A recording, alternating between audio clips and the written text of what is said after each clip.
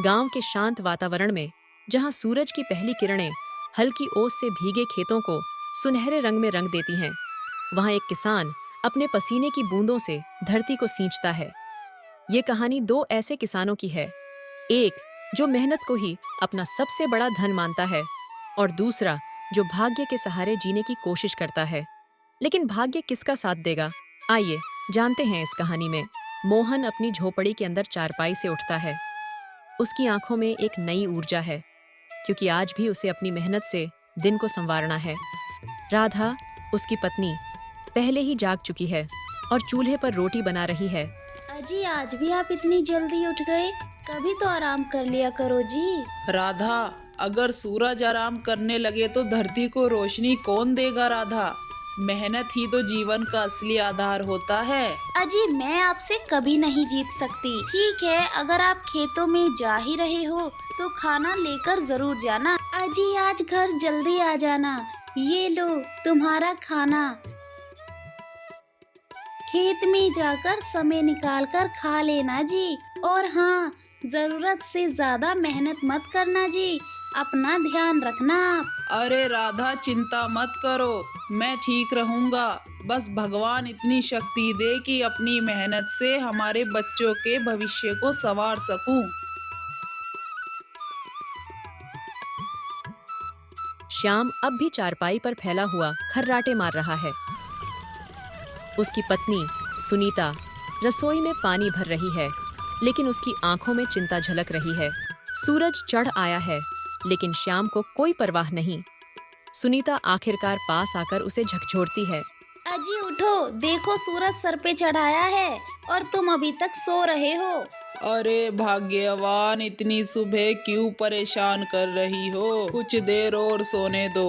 अजी, इतना भी क्या सुबह? पूरे गांव के लोग अपने अपने खेतों में चले गए हैं और देखो, मोहन तो कब का काम पर निकल चुका है। अरे वो तो सन की है, सन की। हमेशा काम काम और बस काम। लेकिन मैं जानता हूँ, मेहनत करने से ज्यादा जरूरी किस्मत का साथ देना होता है। देख लेना, एक दिन मुझे बिना मेहनत किए भी सब कुछ मिल जाएगा।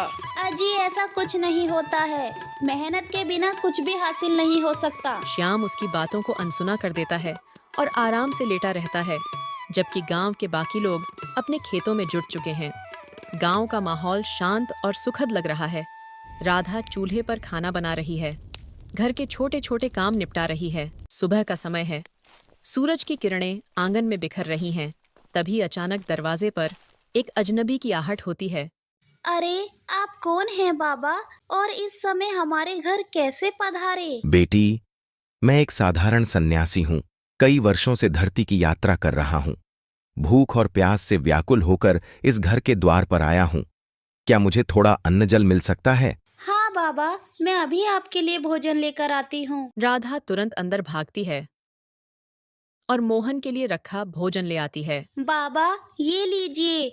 घर में ज्यादा कुछ नहीं है, लेकिन जो भी है आपके लिए सच्चे मन से लाई हूँ। साधु महाराज प्रसन्न होकर भोजन ग्रहण करते हैं। उनकी आंखों में संतोष झलकता है। खाना समाप्त करने के बाद वे अपनी झोली से कुछ निकालते हैं और राधा की ओर बढ़ाते हैं। बेटी, तेरी सेवा और सच्चाई से मैं बहुत प्रसन्न हुआ। मैं तुझे एक आशीर्वाद देना चाहता हूँ। साधु महाराज अपनी झोली से कुछ छोटे छोटे बीज निकालते हैं। वे हल्के सुनहरे रंग के हैं और उनके चारों ओर हल्की चमक दिखाई देती है। बाबा, ये क्या है? यह साधारण बीज नहीं है, यह जादुई बीज है। लेकिन याद रखना, यह बीज केवल उन्हीं को फल देंगे जो मेहनत और लगन से इनकी देखभाल करेंगे।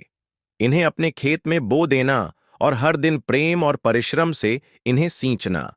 यदि तुम इनकी ठीक से देखभाल करोगी तो यह तुम्हें वही देंगे जो तुम्हारे जीवन में सबसे अधिक महत्वपूर्ण है। राधा अचरज से बीजों को देखती है। उनकी हल्की चमक रहस्यमयी है, जैसे किसी रहस्य को समेटे हुए हों। बाबा, क्या ये सच में जादुई है? और ये बीज हमें क्या देंगे? यह तुम्हारी मेहनत पर निर्भर करता है बेटी। यदि तुम इन्हें सच्चे मन से पालोगे तो ये तुम्हें समृद्धि देंगे। लेकिन याद रखना, अगर कोई आलसी होगा और इन्हें हल्के में लेगा तो इन्हें लगाने का कोई लाभ नहीं होगा। राधा मन ही मन सोचने लगती है कि मोहन तो बहुत मेहनती है, निश्चित रूप से ये बीज हमारे लिए बहुत शुभ होंगे। बाबा, मैं और मेरे पति पूरी मेहनत से इन बीजों की देखभाल करेंगे। आपका बहुत बहुत धन्यवाद बाबा। साधु महाराज मुस्कुराते हैं, आशीर्वाद देकर गांव की पगडंडी पर आगे बढ़ जाते हैं। उनकी रहस्यमयी उपस्थिति धीरे धीरे आंखों से ओझल हो जाती है। उसी समय श्याम इस पूरी घटना को चुपचाप देख रहा होता है। उसके मन में लालच जाग उठता है। वह सोचता है कि यदि बीज सच में जादुई हैं, तो क्यों ना वह भी इन्हें लेकर बिना मेहनत के लाभ उठाए। लेकिन क्या यह संभव होगा? क्या होगा आगे? क्या मोहन और राधा सच में मेहनत से बीजों की देखभाल करेंगे? और क्या श्याम का लालच उसे कहीं मुश्किल में डाल देगा? जानने के लिए अगला दृश्य देखना न भूलें।